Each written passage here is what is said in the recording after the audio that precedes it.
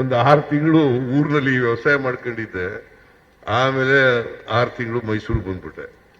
So ಯಾಕೆ ಹೇಳ್ತಾ ಇದ್ದೀನಿ ನಾನು ಅಂತಂದ್ರೆ, ಈ ಭೂಮಿ ಇದೆಯಲ್ಲ, ಕೆಲವರಿಗೆ ಚಟ ಇದು, ಪಕ್ಕದ ಜಮೀನ ಉತ್ಕೊಳ್ಳೋರು.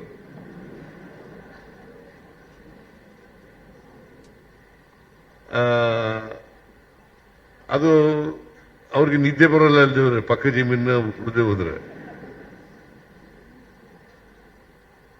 ಸೊ ಆತರ ಅದಕ್ಕೆ ಭೂಮಿ ಬೀಟ್ ಅಂತ, ಲ್ಯಾಂಡ್ ಬೀಟ್ ಅದು ಮಾಡೋದ್ರಿಂದ ಬಹಳ ಅನುಕೂಲ ಆಗ್ತದೆ. ಅದಕ್ಕೆ ನೀವು ದಾಖಲಾತಿಗಳು ಸರಿಯಾಗಿ ಇಟ್ಟರೆ, ಸರ್ವೆ ಮಾಡಿದ್ರೆ, ಕಲ್ಲು ಇಟ್ಕೊಟ್ರೆ ಕರೆಕ್ಟಾಗಿ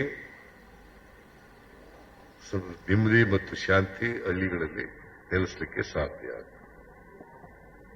ಇದು ನನ್ನ ಉದಾಹರಣೆ, ಇದು ನಾನು ನನ್ನ ಅನುಭವದಲ್ಲಿ ಆಗಿರ್ತಕ್ಕಂಥದ್ದು.